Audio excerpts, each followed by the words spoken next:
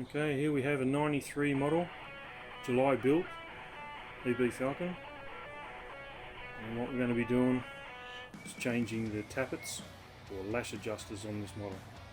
Okay, in order to do what we need to do, we're going to have to remove the following things. Got to get rid of the spark plugs, and myself, I like to number them to make sure we get them right. Some people are better than me, good luck to you. We also have to remove the accelerator cable, which we'll find down here, just to get it out of the way. The other thing we'll have to do is get rid of the breather hose, and then start to remove the rocker cover itself. The other thing I'd like to take note of, in my opinion, we should remove the battery terminals just in case. Okay, now I've moved the air intake off the filter here, just so you can see what we've got to remove. Now, open this closing close enough. We have to remove that cable, so we've got to undo that nut there and just use the blade screwdriver to remove that end. Okay, this is the end of the accelerator cable and the clip that retains it. And it's easy to remove. You just use a blade screwdriver, slide it down, and it just comes straight out. Okay, here it is set up with all things out of the way, except for one thing I forgot to mention, the rear breather pipe. Obviously that's got to be removed. You've got a 13mm bolt, which I've used a socket to get out. Very easy. Be sure to make sure that you've got rocker cover gaskets and the seals that go back together with that before you put all this back together.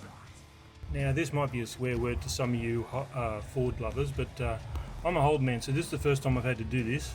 Now, I'm not sure why, but if you'll see, where the rocker cover bolts are, two are higher and two are lower. In other words, two have got stems and two have just got the nuts on them. Now, I'm not sure if that's a locating problem or they've just stuck in the top of the rocker or not, but to remove them, these seals here, I'm just using a blade and I'll just lift it out of position, then we remove the rocker cover and see what's under there. Well, after a bit of mucking around with another hose that I found, because yes, these things have got three, you can see the filthy mess in this.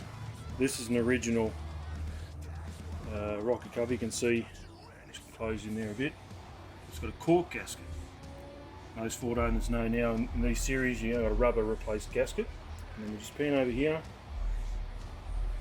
and you'll see that mess that I got to clean up. Now I'm told what I'm looking to get rid of is in there. So I've got to move this rocker assemblies and see just how bad they are.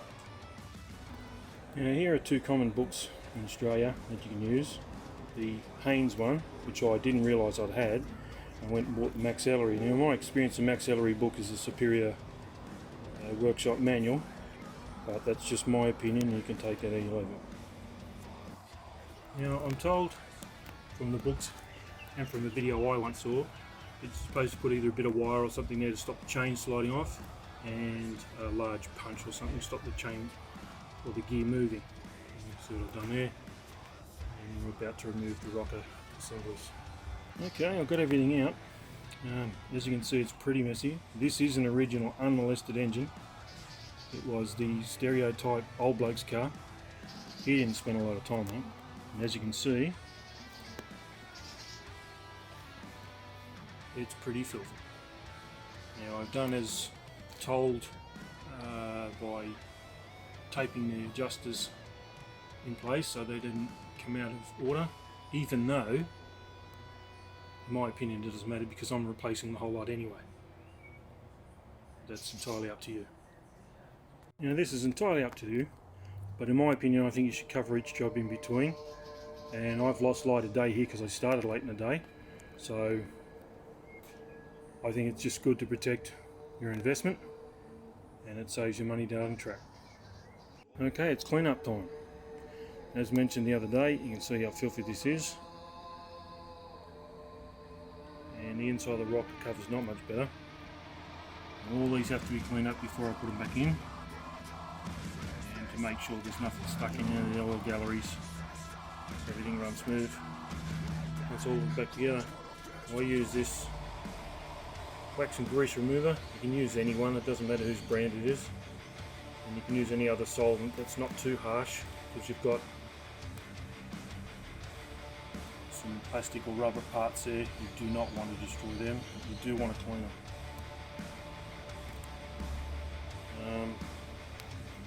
If you have sensitive skin like me, it's a good idea to use rubber gloves anyway, but I'm using them. And I've got some toothbrushes there and just an average scrubbing brush, just get everything clean. Well, I just got a surprise while cleaning the rockers. I don't know if there's some focus on it. Well, I've been there. These fellas. And that'll probably explain a lot of the tappet noises, apart from the tappets themselves being stuffed. So now I've got to find the seals for those. Put the stop on work. Okay, so I finally got the rocker assembly back in. Now, when I put these in, I made sure that tappet adjusters or lifters, whatever you want to call them, had a bit of tape around here to keep them in. At the moment, I've just got the bolts hand tightened, and by all reports and by what the books say, you should start from the centre and work your way out from both ends. Tighten them up, and then I think it's 20 Newton meters it's supposed to be. I'll check to be sure, but that's what bolts are supposed to be done, and you just use yourself a torque wrench. Now I checked the manual and it's 25 Newton meters, and that's the torque wrench I use. With my one, it gives you a little click to tell you that it's at pressure, and then you stop. You don't do any more, otherwise you break the bolt. Next thing I've got to do is get the rocker cover on and put the gasket goo around the gasket. Most of you Ford guys know now that it's a rubber gasket. This one was unmolested, it still had the original cork gasket. And I had to scrape it off and just made sure that all the surface was nice and clean, so that the gasket stuff that you choose sticks to it. I recommend you get an oil resistant one for this rocker cover, but it's all up to you. Now, I did forget one thing. On the old ones it still had these in them. It's on the gasket. The new one, you'll see they're integrated into the rubber. Well, it's all back together. I got everything in the way it's supposed to, but it's still making noise. But generally, once you replace these lifters or lash adjusters, everything should be fine. I got to find another option. She's just not getting oil to the top of the motor, even though I've changed the oil pump. Hope this was informative to you. It's just a pain for me.